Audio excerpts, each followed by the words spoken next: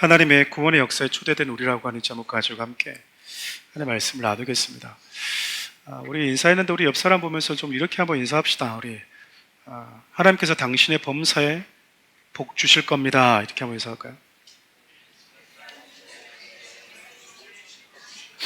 네. 범사에 복 주실 겁니다. 네. 우리 앞서 우리 전도사님이 공지할 때도 말씀드렸지만 우리 또 교회에 이렇게 공연하시는 분들이 또 많잖아요. 또 연극하시는 분들, 음원 나오시는 분들, 또 오늘 우리 영화 또 프로젝트 Y 또 감독님도 오셨는데 여러분들이 많이 기도해 주십시오. 응원해 주시고, 그리고 요즘 또 막 극장이나 연극이 좀 어렵다고 하는데 여러분들이 많이 가셔서 넷플릭스 보지 마시고 이럴 때는 가셔서 여러분들이 좀 보고 오시면 좋을 것 같습니다. 인증샷도 한 번씩 보내주면 도움이 되지 않겠습니까? 한번 여러분 인사할 땐 또 이렇게 인사합시다. 올해 우리 교회 주제가 뭐죠? 네, 가르치고 전도하라입니다. 네, 올해 이렇게 인사합시다. 가르치고 전도합시다. 여러분, 올해 사랑하는 우리 교회가 8살이 됐어요. 유치원 졸업하고 초등학교를 가게 되는 겁니다. 생각해보면 그래요. 아이들이 때로는 이렇게 질적으로 잘 건강하게 성장하는 것도 참 중요하지만 몸집이 크는 것도 너무 중요해요. 그렇죠. 내적으로 이렇게 심지가 견고해지는 성숙도 참 중요하지만 그에 걸맞는 성장도 너무 중요한 것 같습니다. 그동안 살아간 우리 교회가 여러분들의 이 영적인 체질, 그 영적인 체질이라고 하는 것은 우리가 세상 속에 너무나 익숙해져 있는 체질이 하나님이 원하시는 하나님의 백성다운 삶의 체질로 바꿔지는데 많이 주력했던 게 사실이에요. 근데 우리 그러잖아요. 이렇게 물갈이를 하기도 하고 또 나와 전혀 다른 환경에 가게 되면 소위 우리의 삶에 참 많은 적응하는 기간들이 필요하잖아요. 우리가 세상에 많이 익숙해 있던 사람들이 하나님의 백성으로 산다? 하나님을 예배하는 자로 산다? 여러분, 이게 참 쉽지 않습니다. 평생 해보지 않았던 것들을 내가 해보는 거니까. 해보지 않았던 루틴을 내 삶의 루틴으로 삼는 것이 많은 부단한 수고가 필요해요. 하루 이틀 필요한 게 아닙니다. 목사인 저도요, 오늘 우리 딸이 저에게 물어보더라고요. 제가 출근해 설교 준비하고 있는데, 아빠는 성경책 많이 봐? 저한테 이렇게 물어보더라고요. 근데 제가 솔직하게 두 가지 마음에 들었어요. 한 가지만 제가 우리 딸에게 얘기했는데, 아빠가 매일 보는 게 성경이야. 매일 보는 게. 또 한편으로는 마음이 이렇게 좀 찔리더라고요. 내가 예전만큼 성경을 많이 보고 있나? 왜냐면 이 설교에 치여가지고 제가 어제는 토요일인지 금요일인지 잘 헷갈리더라고요. 왜냐면 주일같이 계속 며칠째 이렇게 설교 준비를 해보다 보니까 요일 개념이 이렇게 확 사라져 버리더라고요, 제가. 그래서 설교를 준비하고 있으면 많이 보고 또 나름대로 통독도 하고 있는데 이전보다 많이 보고 있나? 라고 마치 하나님이 우리 딸을 통해 저에게 딱 말씀하신 것 같은, 성경 좀 많이 봐라 라고 하는 그런 마음으로 막 다가왔어요. 여러분, 목사인 저도요, 아직도 성경을 계속해서 꾸준히 보는 데 있어서 연습과 수고가 필요해요. 수많은 프로 연주자들 보면 그들이 프로 연주로 살아갈 수 있는 건 매일같이 그들이 반복해서 하는 아주 기본적인 그 베이스의 연습량, 그 루틴이 있기 때문에 그렇습니다. 기본기를 연습하지 않으면요, 하루 이틀 연습하지 않으면 그 하루 이틀 연습하지 않아서 내가 한 달을 연습해야만이 이틀 전의 실력으로 돌아갈 수 있는, 그래서 여러분 그걸 알기 때문에 프로 연주자들이 끊임없이 연습을 합니다. 프로라고 하는 것은 실력이 좋은 것도 있지만 안다라는 거야. 내가 하루 빼버리고 이틀, 3일 내가 쉬어버리면 이 3일 쉰 게 3일로 끝나는 게 아니라 3일로 채워지는 게 아니라 30일로 채워진다라고 하는 걸 아는 것이 또 프로라고요. 그래서 그 루틴들을 끊임없이 놓치지 않고 가는 것 같아요. 근데 그것이 쉽지 않다라고 하는 걸 제가 너무나 잘 알고 있습니다. 그래서 여러분, 신앙생활은 힘든 게 사실입니다. 때로는 피곤한 게 사실이에요. 여러분, 누군가를 사랑하면 좋습니다. 근데 피곤합니다. 연애를 해보신 분들은 아실 거예요. 좋으시지만 피곤하십니까? 안 피곤하십니까? 내가 사랑하는 사람에 대한 사랑이 크기 때문에 이 피로감을 못 느끼는 것 뿐이지, 이게 이제 맹정신이 들면 확 피로감이 확 오는 거예요. 누군가를 사랑하는 데 있어서 수고가 들어가기 때문에, 내가 평소에 나 혼자 살던 사람이 사랑하는 사람과 같이 길을 걸어가는 데 있어서 나와 템포가 다르고 나와 성향이 다르기 때문에요, 때로는 내가 맞춰야 되고 또는 그가 내게 맞추는 거를 내가 기다려 줘야 되는 수많은 수고들이 반복되기 때문에 필요할 수밖에 없습니다. 여러분, 내가 사랑하지 않는 사람과 함께 할 때는 피곤하지도 않습니다. 신경조차를 쓰지 않기 때문에 그래요. 우리가 하나님을 사랑하고, 그래서 나를 사랑하시는 그분 앞에 나도 사랑으로 반응하기 위해서 하나님이 내게 내 영혼에 유익한 말씀을 따라서 살아가는 그 시간들이 참 좋지만, 가치가 있지만 필요한 건 사실이에요. 우리가 그 시간을 좀 지금까지 많이 집중해 왔다면 올해부터는 사랑하는 우리 교회가 지금 빈 공간이 있지 않습니까? 다 채워버리려고 합니다. 이왕 하는 김에. 채울 수 있겠습니까? 여러분들이 한 명씩만 데리고 오면 채워질 것 같네요. 이제 한 명도 아니네. 1.5만 데리고 오셔도 채워질 것 같습니다. 올해 채워지지 않으면 어쩔 수 없죠. 한번 저도 좀 이런 게 좀 낯설긴 한데 한번 해봤으면 좋겠습니다. 우리 지난 시간에 하나님이 주신 놀라운 승리와 그리고 회복에 대한 경험을 한 이후에 이제 현실로 돌아와서 자기 현실 속에서 느끼는 그 복잡한 그 두려움에 사로잡힌 아브라함에 대해서 살펴봤습니다. 우리가 기도할 때는 또 성령 충만해서 뭔가 할 때는 진짜 뭔가 쉬인 것처럼 열심히 하는데, 그 화려한 승리가 다 끝나고 나고 일상으로 돌아오게 되면 산적해 있는 여러 가지 일들과, 그리고 행여나 아브라함 같으면 내가 한번 승리를 했지만 그 승리에서 패한 왕이 있을 거 아니에요.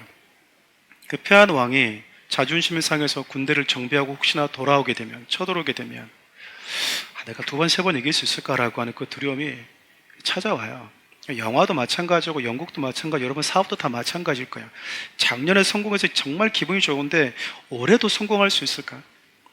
올해도 잘 될까라고 하는 것은 작년과 다른 올해 내가 맞닥뜨리는 또 다른 현실 앞에서의 두려움이라고요.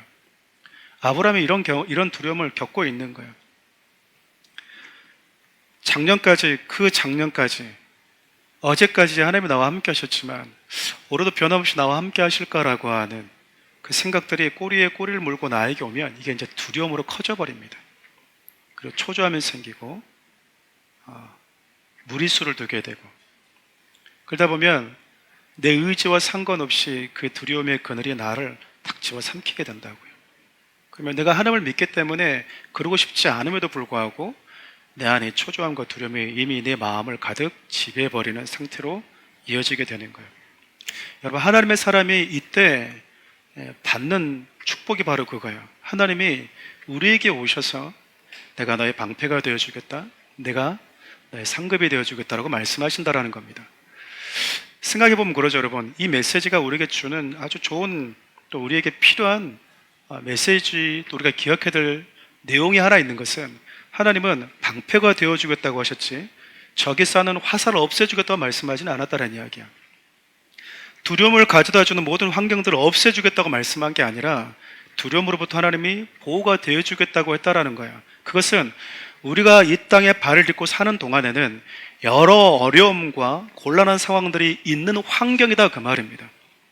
우리가 이 땅을 떠나서 하나님의 나라에 가게 되면 거기는 적의 화살이 없고 두려움이라고 하는 존재 자체가 없겠지만, 우리가 7, 80년 동안 살아가는 이 세상에서는 하나님이 우리와 동행하고 우리를 보호해주는 방식이 다르다라는 거예요. 그리고 여러분, 이 상황을 없애주세요. 진짜 확 죽어버리게 해주세요. 뭔가 색깔이 달라지게 해줘버리세요. 이런 기도는 그러니까 성경적인 기도가 아닌 거예요. 하나님, 내가 이 상황을 이겨낼 수 있는, 견딜 수 있는 하나님 강인한 근육을 저에게 주십시오. 뛰어넘을 수 있는 저에게 힘을 주십시오. 이런 기도가 이 땅을 살아가는 우리에게 하나님이 SOS로 대답하시는 기도라는 거예요. 하나님께서 내가 너의 방패가 되어주면 그 어떤 것도 너를 해할 수 없다라고 아브라함을 이렇게 위로하시고 계시는 거예요. 안심시켜주고 있는 거죠. 그리고 주를 위해서 수고했잖아요. 하나님 믿음을 드러냈잖아요. 왜냐하면 수많은 사람들이 이목이 나에게 집중되어 있을 때 아브라함이 했던 것은 딱 하나였어요. 나에게 승리를 주신 분이 하나님이시고 잃었던 것을 다시 회복시켜 주신 분도 하나님이십니다라고 얘기했던 것 뿐이에요. 그리고 자기가 얻은 거는 별로 없었어요. 목숨 걸고 싸운 사람은 본인이었는데 그가 얻은 것은 없었거든요. 그때 여러분 하나님께서 아브라함에게 또 뭐라 말씀하시냐면 내가 너의 상급이다. 내가 너의 보상이다라고 말씀하고 있는 거예요. 그래서 주를 위해서 애쓰고 수고한 자들에게 하나님의 친히 보상이 되어준다라고 하는 이 메시지 역시 어쩌면 이 땅에서 우리가 참 많은 것들을 포기하고 주를 위해서 살겠다고 또 교회 공동체와 믿음의 공동체와 또 복음을 위해서 헌신하겠다고 하는 사람들에게 하나님이 약속하고 계신 저는 말씀이라고 생각을 합니다. 그래서 저는 여러분들이 이 말씀을 좀 여러분의 말씀으로 받아들이시고 이 땅을 살아가는 동안 하나님이 나의 보호자가 되어주시고 나의 방패가 되어주신다. 그리고 내가 주를 위해서 수고하고 땀 흘린 모든 것들이 하나님이 반드시 나에게 보상으로 대가로 나에게 안겨주신다라고 하는 마음을 가지고 사셨으면 참 좋겠습니다. 아브라함이요, 이 말씀을 딱 듣고 나서 그의 마음속에 안심이 찾아온 거예요. 두려움이 사라진 거죠. 여러분, 하나님께서 이 말씀 딱 한마디 하니까 아브라함의 마음속에 하나님의 방패가 되어주신다고, 나의 상급이라고 이렇게 하니까 내가 주를 위해서 수고했지만 아무것도 얻은 것이 없어, 여기에 대한 서운함이 없어져 버리는 거예요. 적이 다시 군대를 정비하고 돌아온다 하더라도 두려울 게 하나도 없어져 버렸어요. 여러분, 이게 믿음인 것 같아요. 믿음이라고 하는 것은 눈에 보이고 잡히는 것보다 하나님께서 하신 그 말씀을 이미 존재하는 것처럼 여기는 거야. 왜냐하면 우리는 과거와 현재와 미래라고 하는 시간 속에 살아가지만 하나님이 이 시간을 창조하신 분이시기 때문에 과거에 있는 것을 지금 있는 것처럼, 미래에 있는 것을 지금 있는 것처럼 말씀하시는 분이시거든요. 그것이 가능한 거는 그분이 시간을 초월해 계시기 때문에 그래요. 우리가 이 사실을 믿는다면 과거를 살고 있고 현재를 살고 있고 미래를 바라보면서 걸어가고 있는 우리에게 있어서 하나님의 하신 말씀이 이미 실제적인 것으로 여겨지게 되는 거예요. 그러니까 말하는 것이 아니라 말씀을 하시는 그분이 어떤 분이신지 알 때 우리에게 믿음이 생기는 거예요. 현실은 달라지지 않았잖아요. 현실은 여전히 똑같아요. 근데 그 말씀하시는 분이 하나님이시기 때문에 내가 그것을 믿음으로 받아들이는 것이 믿음이다, 그 말입니다. 여러분, 우리가 16장을 보면, 제 다음에 살펴볼 창세기 16장을 보면 아브라함이 하나님과 하신 그 언약을 온전히 지키지를 못해요. 실수하고 있다, 그 말입니다. 근데도 하나님께서 오늘 하나님의 그 메시지를 신뢰하고 받아들이는 아브라함을 의롭다고 여겨주세요. 우리의 믿음이 부족하거든요. 우리 믿음이 이렇게 내가 잘 믿겠습니다, 하나님 내가 신뢰하겠습니다 라고 해도 하루 지나면 이렇게 눈 녹듯이 녹아버리고 와해될 수 있는, 무너질 수 있는 모래성처럼 미약할 때가 참 많아요. 오늘 내가 가슴에 뜨겁게 주를 위해 살겠다고 하더라도 내 마음이 싸늘하게 식어질 수 있는 게 우리일 수 있다고요.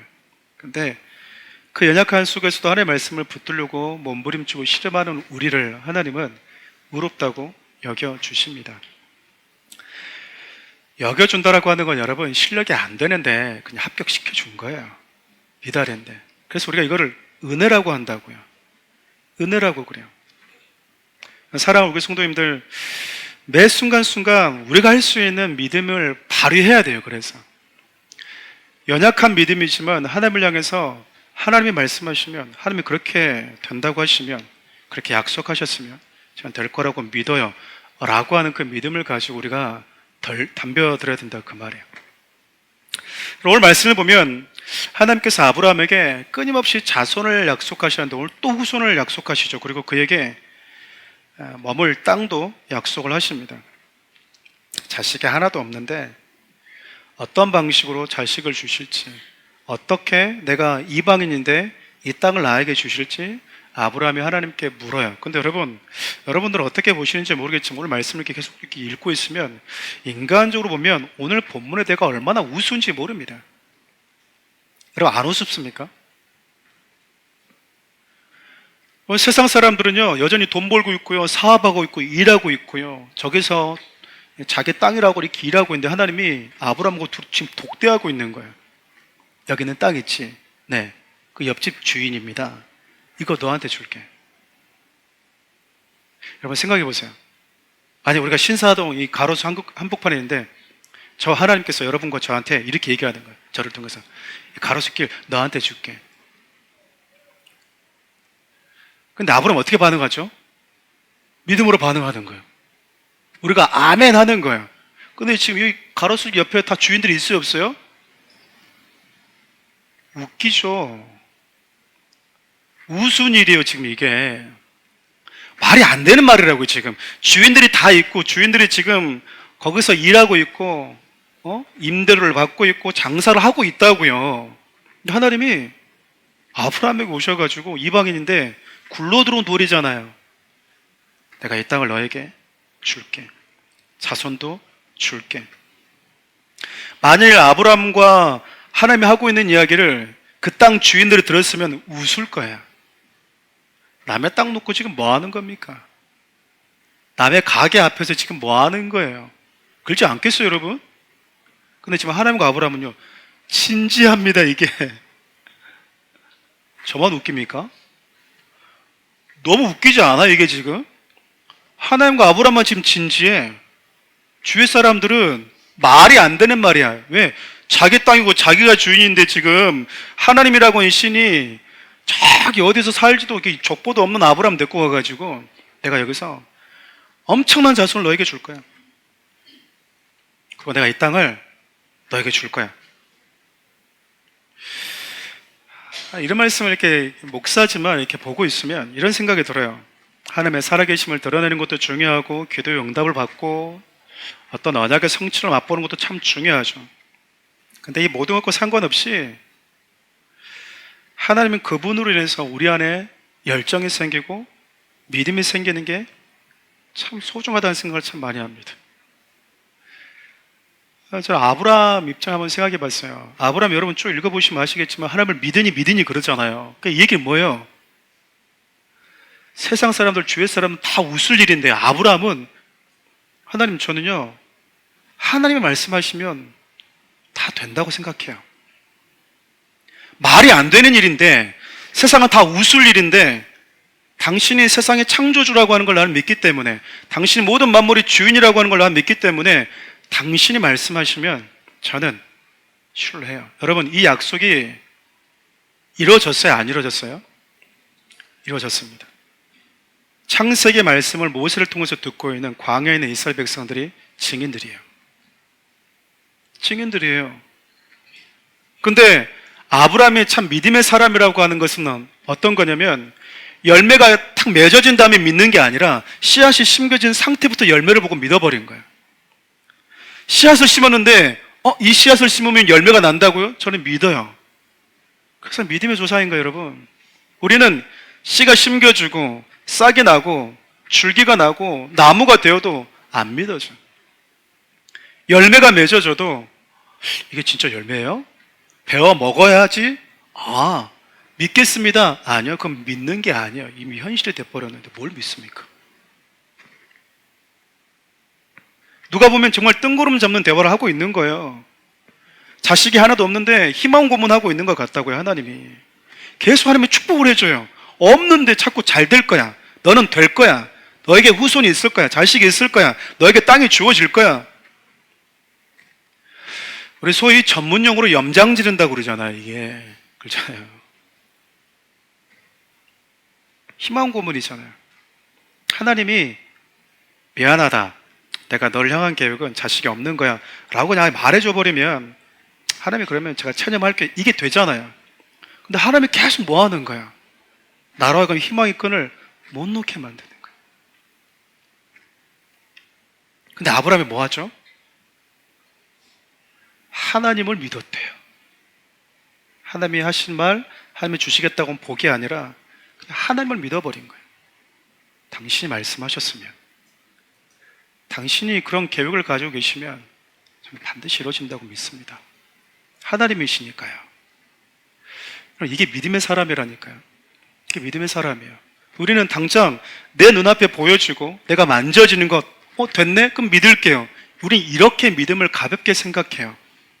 근데 아브라함은 이 믿음의 시각이, 그리고 믿음의 시력이 얼마나 좋았는지 자기가 죽음 이후에도 하나님 일하실 것까지 봐버린 거예요. 자식이 하나도 없는데 나를 통해서 수많은 후손이 생길 것까지 봐버렸다, 그 말입니다. 예수님께서 요한복음에 아브라함에 대해서 소개한 메시지를 빗대서 소개하면 아브라함은 예수님이 태어날 때까지 봐버렸다고 그래요. 하나님이 인간의 몸을 입고 이 땅 우리 가운데 오실 것까지 봤대요, 아브라함이. 그래서 예수님이 그런 표현을 쓰시잖아요. 아브라함이 나의 날때를 보고 즐거워했다고. 도대체 아브라함 어디까지 본 걸까? 어디까지 본 걸까? 여러분, 이루어지지 않았지만 믿음의 눈을 가지고 멀리 보는 사람은요, 그 순간순간에 내 안에 두려움과 초조함 생기지 않는 것 같아요. 왜냐하면 나는 이미 보이는데 어떡해요? 현실은 이루어지지 않았는데 보이는 거예요, 그게. 주님 오시는 그날까지. 우리가 여러분 왜 이 땅에서 주님이 오실 날을 기다리면서 삽니까? 아직 안 왔어요, 현실은 예수님이. 근데 오실 거라고 믿음을 갖고 있기 때문에 그래요. 그러니까 진짜 오실 것처럼 준비하면서 산다고요. 저 여러분들 그렇게 살고 있는 거예요. 그 믿음이 있는 자들이 그렇게 살아요. 근데 여러분, 오늘 하나님께서 당신을 믿고 있는 아브라함에게 조금 더 확장되게 어떤 메시지를 하나 주고 싶어 하십니다. 자식이 당장 필요하고 땅이 필요한데 하나님이 아브라함에게 전혀 뜬구름 없는, 그와는 조금 상관이 없는 것 같은 행동들을 요구하시고 전혀 생뚱맞는 말씀을 하고 계세요. 첫 번째, 여러분 오늘 9절부터 10절까지 보면 하나님께서 갑자기 아브라함에게 나오셔서 이렇게 말씀하시는 거예요. 너는 3년 된 염소, 3년 된 암염소, 그리고 3년 된 순양, 산비둘기, 집비둘기 새끼를 가져와서 반으로 쪼개라. 그리고 내가 너에게 언약을 하고 약속을 할 테니까 와서 뭐 해라? 내가 올 때까지 기다려라. 이게 지금 자식을 주고 후손을 주고 땅을 준다는 건 뭔 의미가 있죠? 근데 여러분, 아브라함 뭐 하죠? 하나님께서 말씀하신 대로 다 이행을 합니다. 다 쪼개놨어요. 다 쪼갰어요. 그리고 나서 아브라함이 이 언약을 하자고 하는 그 당사자는 하나님을 이제 기다립니다. 근데 하나님 와요, 안 와요? 하나님 오십니까, 안 오십니까? 하나님이 안 오십니다. 하나님이요, 늘 그러세요. 좀 늦게 오세요. 네. 믿음을 가지고 얘기하면 하나님은 늘 미리 와 계시지만 우리가 느낄 때 하나님은 늘 늦게 오시는 것 같습니다. 당신이 말해놓고 당신이 하자고 얘기해놓고 너무 늦게 왔어요. 그러니까 뭐가 그 짐승 사체로 뭐가 막 날아다녀요? 솔개가 왔다 갔다 해요. 솔개가 왜 왔다 갔다 할까요? 사체 먹으려고. 그러니까 아브라함이 뭐 하는 거죠? 계속 쫓고 있다고. 쫓고 있다가 뭐예요? 피곤했는지. 힘들잖아요, 여러분. 그러니까 제가 많이 여러분 들어보셨겠지만 전 누군가 신앙이 뭐냐고 물어보면 오늘 본문 말씀을 근거한다면 하나님을 기다리는 것. 기다림이 신앙이라고 저는 생각해요. 내가 그냥 부르다가 지쳐 죽을 이름이야 하다 그냥 여러분 그냥 부르다가 안 오면 그냥 인생 가는 거예요, 여러분. 그 기다림 멋지지 않습니까? 와서 꼭 뭔가를 해줘야지. 하나님 오셨군요. 이것도 믿음이지만 말씀하셨는데 온 거를 경험 못하고 가는 것도 참 멋진 믿음인 것 같지 않습니까? 저만 그러나? 이게 신앙이 뭔지를 너무 잘 보여주잖아요. 믿음의 조상이라고 하는 아브라함이 믿음이 뭔지를 너무 잘 보여줘요. 왜냐하면 지금껏 살펴봤던 것처럼 믿음이라고 하는 것은 현실보다 하나님께서 하시는 그 말씀 그 자체를 현실보다 더 신뢰하는 거예요. 여러분 지금 현실은 이거예요. 누가 봐도 이게 맞아요. 근데 지금 오늘 하루 만들어져 있는 이 현실보다 이 현실을 바꿀 수 있는 그 하나님을 현실보다도 더 신뢰하는 거예요. 이게 믿음의 사람이라니까요. 그리고 여러분 비록 더딜지라도 하나님께서 하신 말씀이 이미 이루어진 것처럼 겸손히 하나님을 기다릴 줄 아는 게 믿음이고, 너 왜 거기 있어? 여러분 사람은요 오지 않을 것 같으면 기다리지 않습니다. 그럼 얼마나 기다려 보셨어요? 저도 많이 기다려 봤습니다만 성향이 그래서 그런지 저는 그냥 이렇게 기다릴 때 안 오면 새벽까지 기다리죠. 그냥 작정을 하고 저는 이렇게 항상 기다려서 그런지 항상 오더라고요. 그 3시간 지나도 빨리 온 것 같고 막 그냥 그러고 하는데, 올 거라고는 믿음, 나올 거라고 믿음이 있으면요 사람이 기다려요. 왜 저 여러분들 대통령실에 안 간 줄 아십니까? 저와 여러분들을 만나러 올 거라고 하는 믿음이 없으니까 안 가는 거예요, 우리는. 근데 왜 우리가 하나 앞에 와서 매달리죠? 올 거라고 하는 믿음, 들으셨다라고 하는 믿음 때문이에요. 만약 우리가 이것을 믿음으로 여기고 있지 못하다면 우리가 하나님을 믿고 있는 믿음의 방향이 올바르지 않은 거예요. 건강하지 않은 믿음이라고요. 우리는 믿음을 손에 잡히는 것, 보이는 것 이렇게 생각할 때가 많기 때문에 그래요.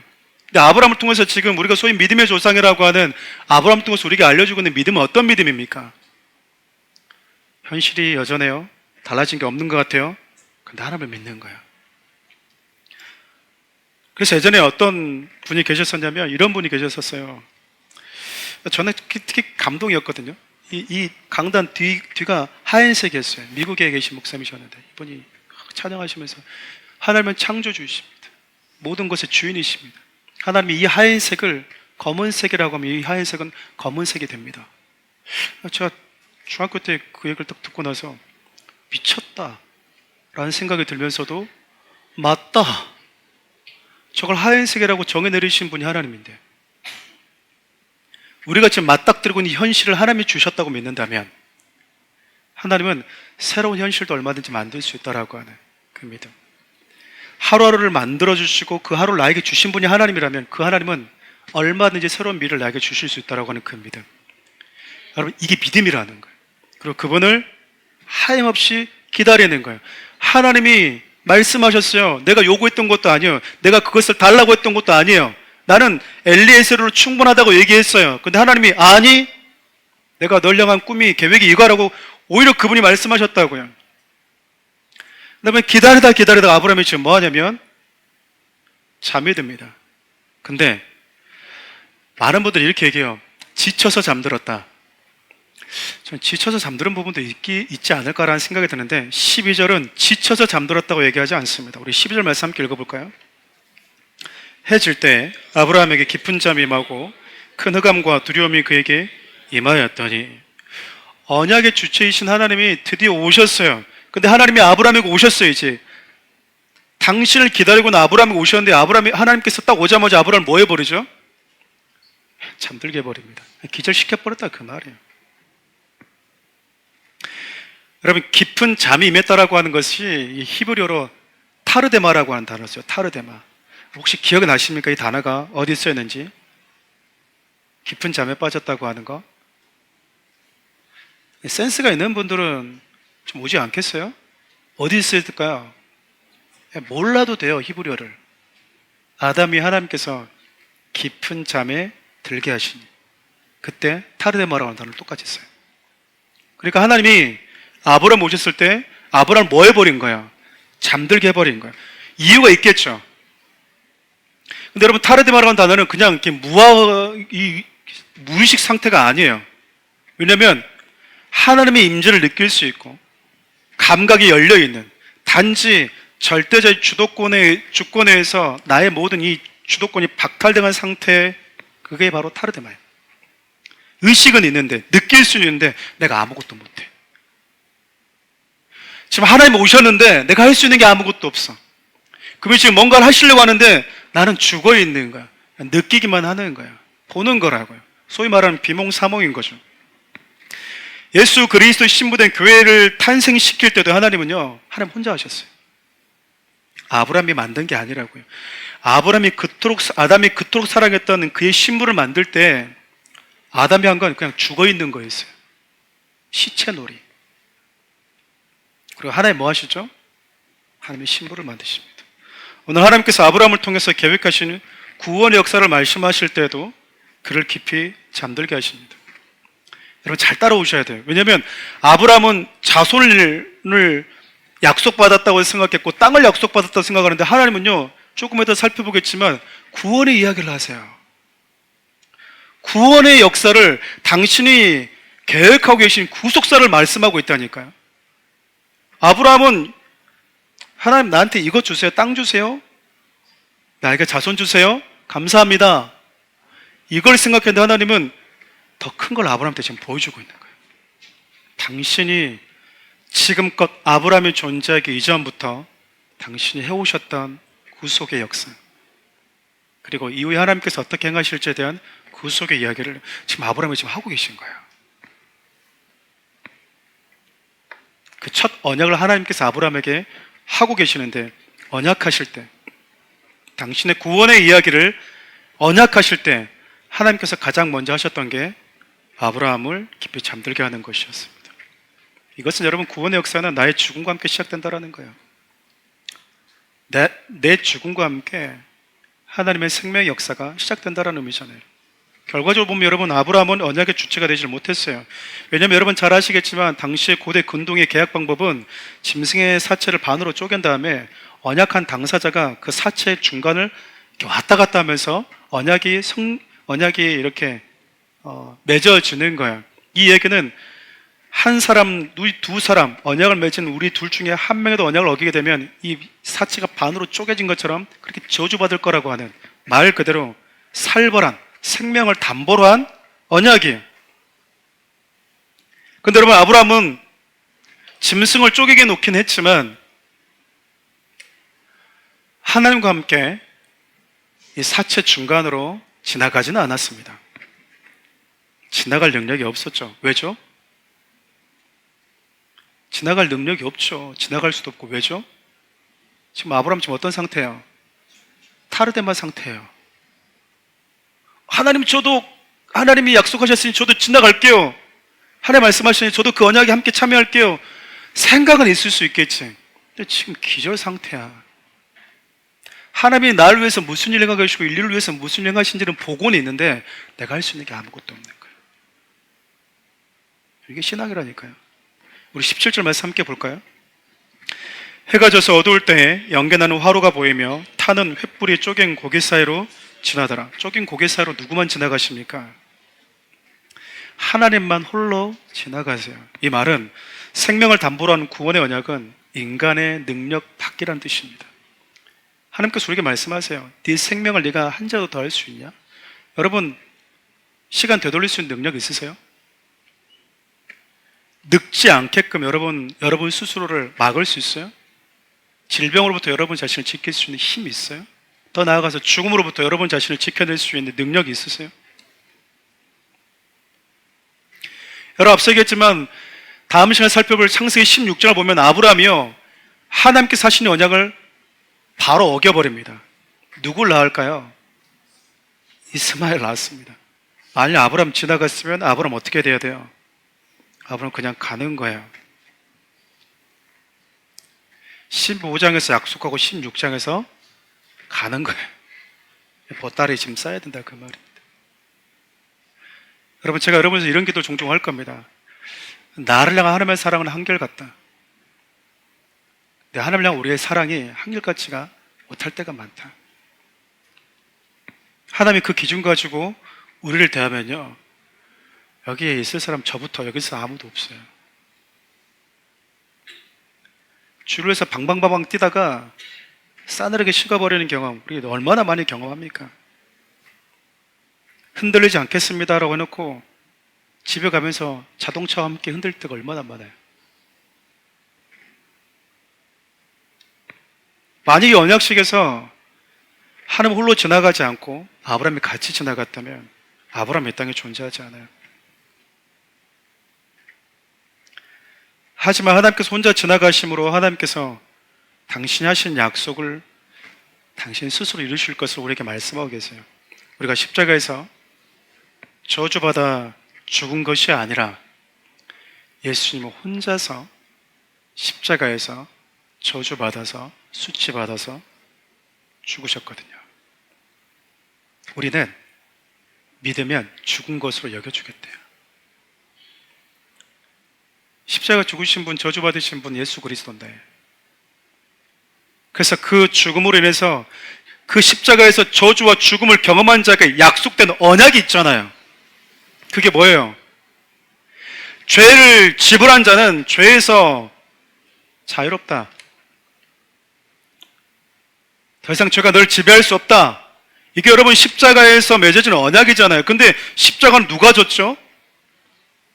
예수님 혼자 졌어요. 우리가 진 게 아니라니까요. 그러면 그 약속의 언약의 성취도 그분만 누리셔야 되는데 우리는 뭐 있냐? 그냥 믿었어. 그 믿음도 불완전해. 하나님 우리를 믿었다고 여겨줘서 소위 말하는 의롭다고 칭해주는 칭의로 인해서 우리가 십자가를 지지 않았음에도 불구하고 진 것과 똑같은 효력을, 언약의 결과를 누리게 되었다, 그 말입니다. 그래서 여러분, 아브라함이 실수하고 넘어져도요, 하나님이 아브라함에게 주고자 했던 복과 언약이 물을 수 없었던 거예요.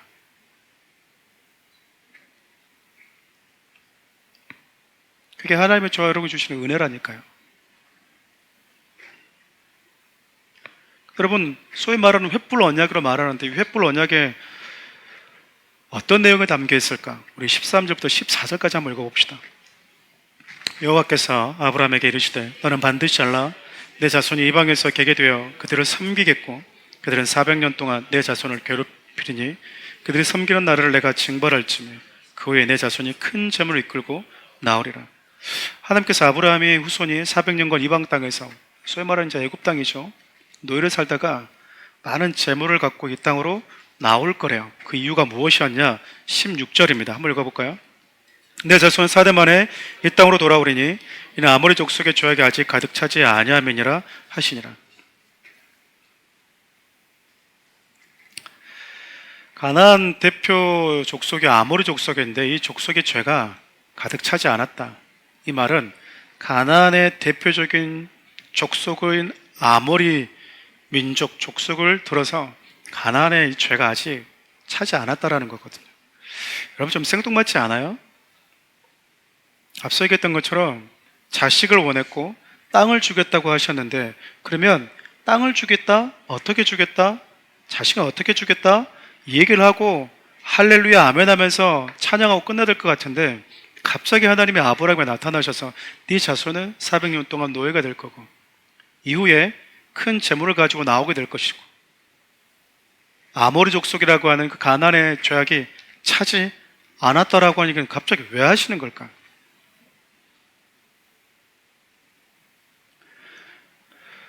여러분, 하나님께서 지금 아브라함에 뭘 얘기해 주고 있는 것 같아요? 우리가 이제 이후에 살펴보겠지만 하나님께서 소돔과 고모라를 심판하러 오실 때 곧바로 소돔과 고모라를 가지 않고요, 아브라함에게 먼저 오십니다. 아브라함 얘기하잖아요. 50명이면 45명이면 40명 이렇게 얘기한 거 여러분 기억나시죠? 그때 여러분 아브라함에게 하나님이 말씀하신 게 있어요. 내가 아브라함에게 뭘 숨기겠냐?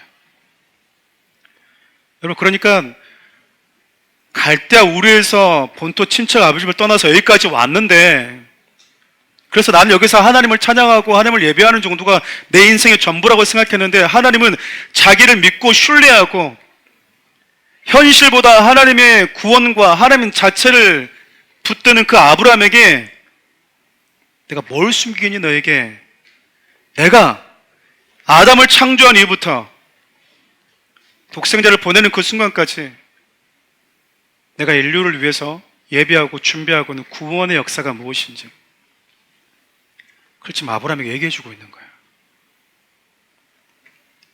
우리가 성경 읽을 때 꼭 기억해야 될 것이 있어요. 성경은 여러분 특정한 인물의 신앙적 무용담이 아니에요. 믿음을 배웁시다, 믿음을 배웁시다. 이것만 가는 건 여러분 위인전도 아니잖아요. 성경은 하나님의 형상대로 지음받은 인간이 하나님을 떠나면서 어떤 존재가 되어버렸는가, 그 죄와 죽음 가운데 있는 인간을 하나님이 구원하시기 위해서 무슨 일을 단행하셨는가, 그게 성경이에요. 그 인간을 건져내서 다시 하나님 곁으로 이끄시기 위해서 하나님이 어떻게 어떤 일을 행하셨는지를 성경에 등장하는 수많은 사건과 수많은 인물들의 삶을 통해서 우리에게 알려주고 있는 거예요. 그렇기 때문에 한 사람 한 사람이 등장하고 한 사건이 등장했을 때는 그 사건 속에, 그 인물 속에 하나님이 우리를 구원하시고서 어떤 일을 행하셨는지 그분의 사랑을 찾아내는 것이 성경을 잘 읽는 거다, 그 말이야. 그렇지 않고 우리가 자꾸 성경에서 인물들을 위에나 해버리는 경우가 있어. 아브라함도 실수하잖아요. 또 하나가 뭔지 아십니까? 하나님은 당신을 신뢰하고 순종하는 자를 통해서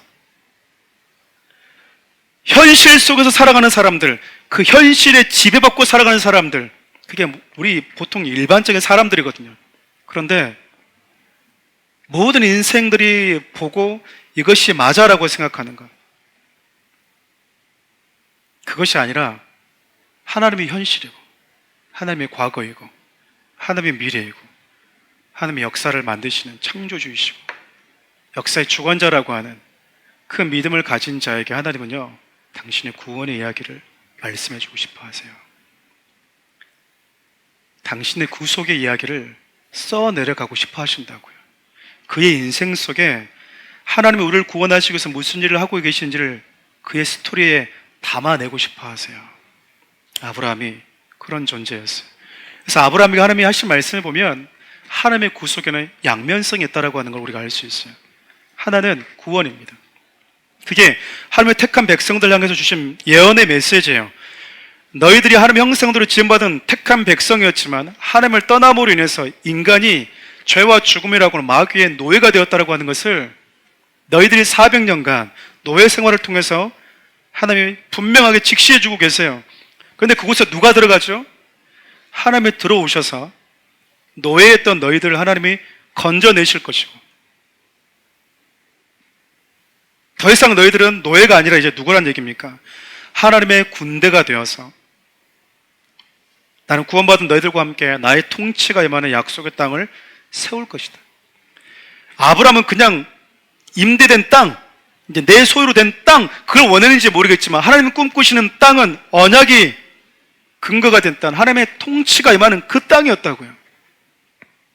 다시 말해 하나님께서 믿는 자, 당신의 택한 백성들을 통해서 주고 있는 구원의 메시지는 하나님을 떠난 인간이 처했던 비극적인 현실과 그곳으로 하나님께서 우리에게 직접 찾아오셔서 일어난 구원의 사건과 구원을 경험한 자들에게 부여된, 주어진 거룩한 부르심의 사명이라는 거야. 동시에 하나님을 알지 못하는 세상을 향해서는요, 심판입니다.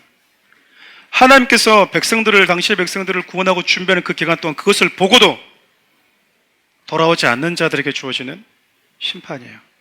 430년이면 하나님 많이 기다리셨습니다. 하나님은 가나안에 들어가실 때에도 기다리셨어요.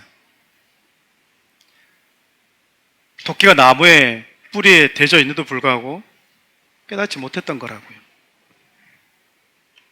여러분, 지금 이 메시지를 누가 듣고 있죠? 출애굽한 이스라엘 백성들이 듣고 있어요.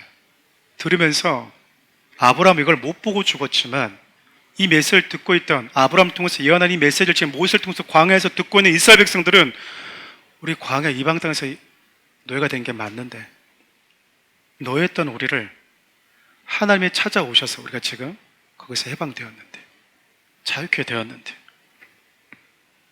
하나님이 우리를 찾아오지 않으셨으면 우리는 영원히 거기서 내 힘과 내 능력 빠져나올 수 없는 그냥 노예로 그렇게 살다가 죽을 운명이었었는데 주님이 나를 찾아오셔서 죄와 죽으면서 자유케 되었다라는 거예요.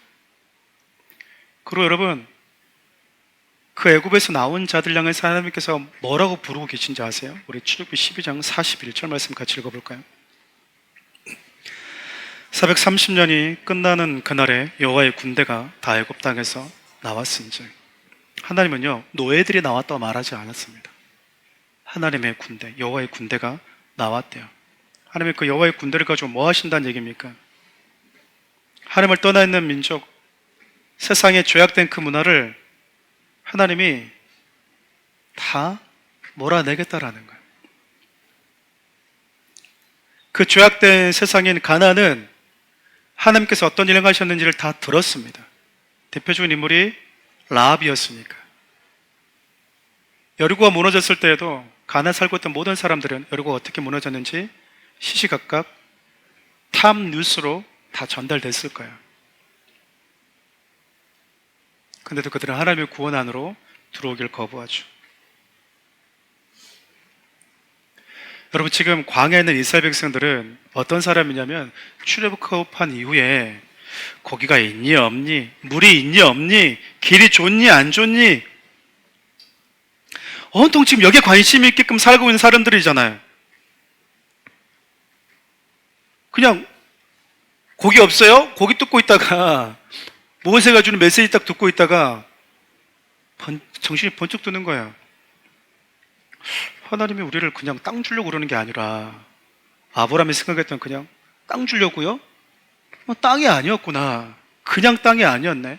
우리를 애굽에서 건져내는 게 그냥 땅 없는 너희들에게 수고했다 불쌍한 놈들아, 내가 땅 줄 테니까 집 주고 살아라, 그게 아니었네. 하나님 우리를 죄에서, 애굽의 노예에서 건져내서 여호와의 군대라고 하는 신분을 우리에게 주면서 우리와 함께 꿈꾸고 있었던 건 하나님의 구원이었구나. 하나님 먼저 우리를 구원하셔서 세상이 온통 죄와 죽음 가운데 있다라고 하는 것을, 하나님의 구원이 필요하다고 하는 것을 하나님 선포하기를 원하셨구나. 자기가 죄인인지도 모른 채, 의원이 필요한 병자인지도 모른 채, 내가 마귀의 올무 가운데 있다라고 하는 것조차도 모른 채 살아가고 있는 세상 가운데 하나님의 백성들이 먼저 그 죄와 죽음 가운데서 건진받은 이후에 그걸 선포하게 하셨다는 거예요. 나도 너희와 똑같이 노예였다. 죄 가운데 있었다. 죽음 가운데 있었다.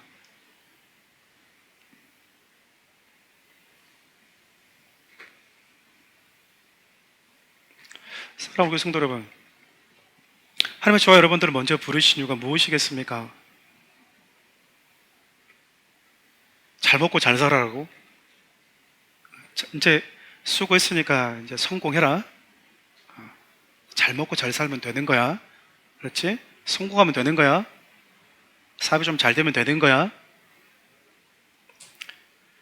저는 연말에 여러분이 그런 말씀 드린 적이 있어요. 가장 잘 산 사람은 이 땅을 떠날 때 가져갈 수 있는 게 무엇인지 알고 사는 거라고. 내가 가져갈 수 있는 게 뭔지 알고 사는 거라고요.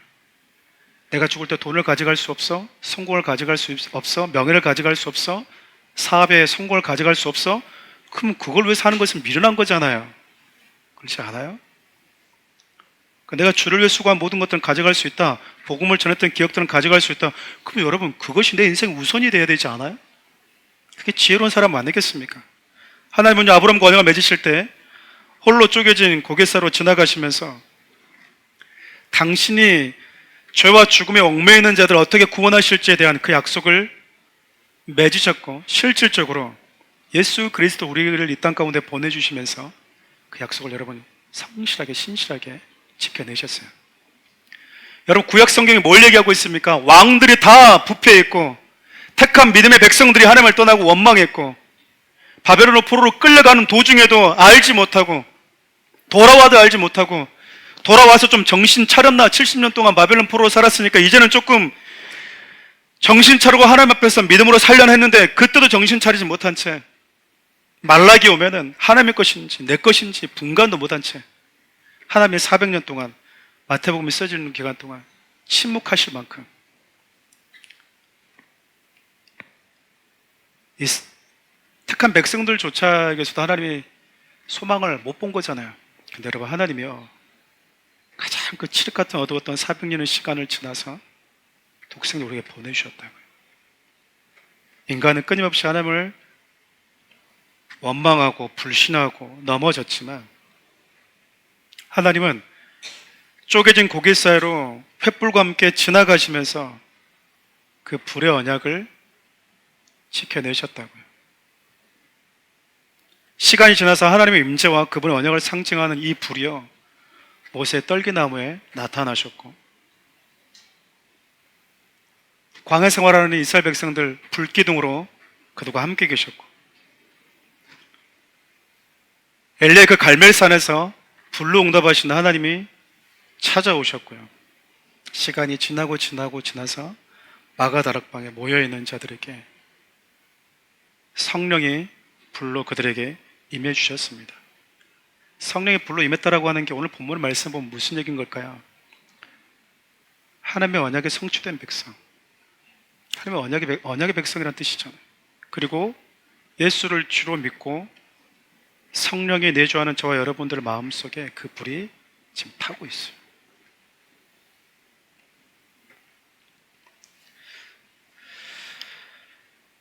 사랑하는 우리 성도 여러분, 저는 오늘 말씀 이렇게 준비하면서 이게 좀 뭐랄까요,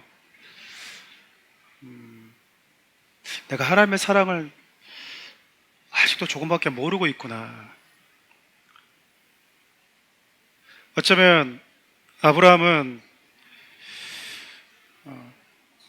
우리와 같이 지금 당장 내게 필요한 것 하나님이 채워주셨으면 좋겠고, 지금 당장 나에게 내가 요구하는 것 그거 주신 분 정도면 나는 충분히 하나님 찬양하고 충분히 하나님 고백하면 사는데 아무런 문제가 없을 것 같은데, 그 정도만 해주면 난 될 것 같은데.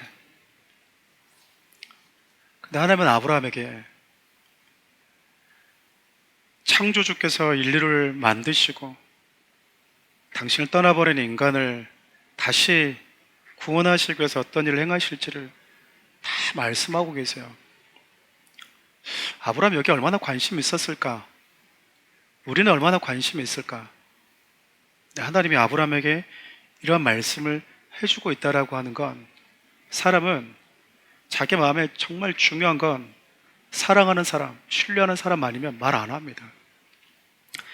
목사도 똑같아요. 자꾸 저에게 어떤 분들이 목사님 기도 제목 얘기하세요.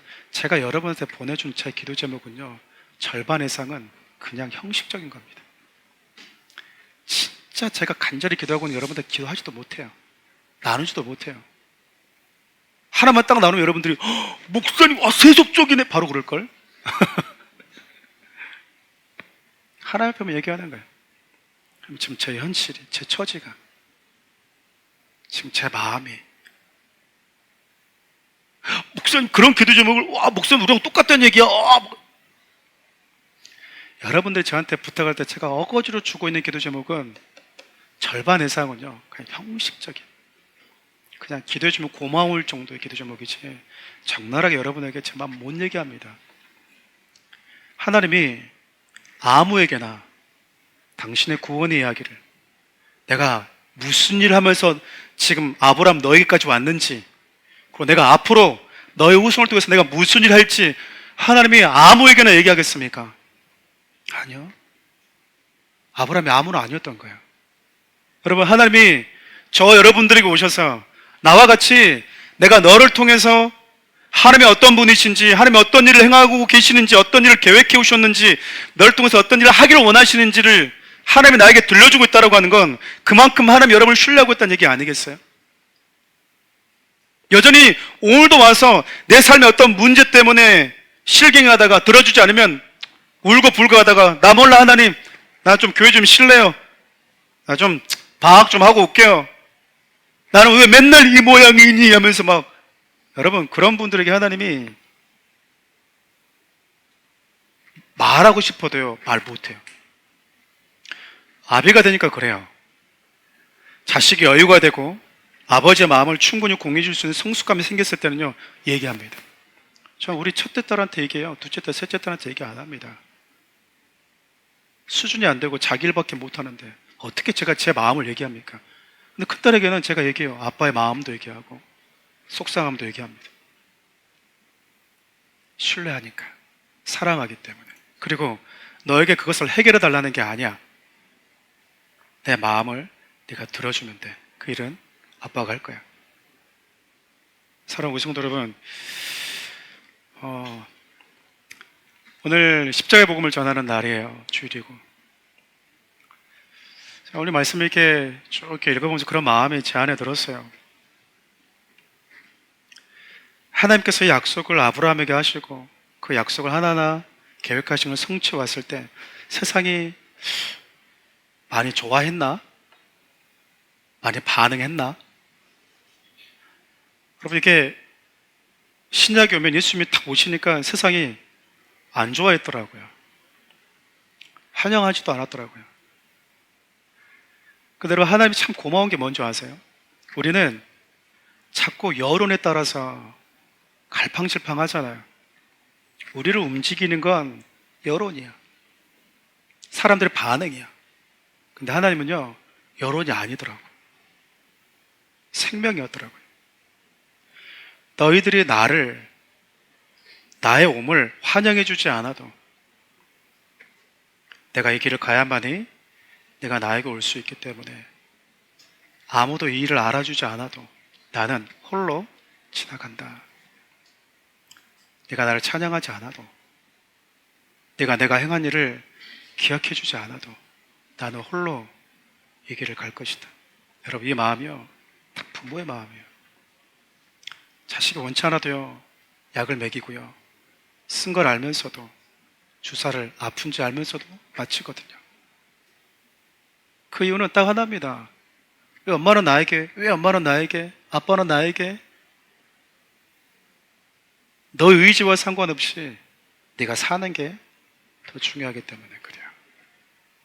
사랑하고 성도 여러분, 그 사랑을 받은 자들이 저와 여러분들입니다.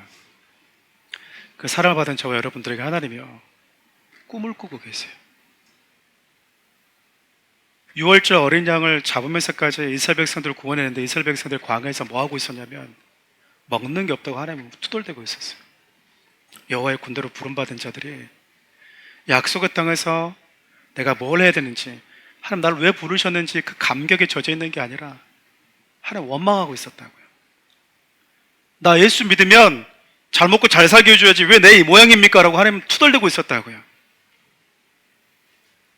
하나님이 나와 함께 무슨 일 하고 싶어 하시는지를 관심이 없었던 거예요. 사랑하는 성도 여러분, 저는 올 한 해 여러분과 함께 주님이 꿈꾸고 있는 그 일들, 아브라함을 통해서 세상 가운데 선포하고 있는 그 예언의 말씀, 듣든지 듣지 않든지, 관심이 있든지 관심이 없든지 관계없이 하나님은 그 일을 우리를 위해서 준비하고 계시고 행하고 있다라고 하는 그 사실을 가르쳐주는 자로 살아갑시다. 그리고 그것을 전도하는 자로, 말하는 자로 살아갈 수 있었으면 참 좋겠어요. 오늘 주신 말씀을 좀 붙들고 이 찬양을 주님께 올려드리면 좋겠습니다.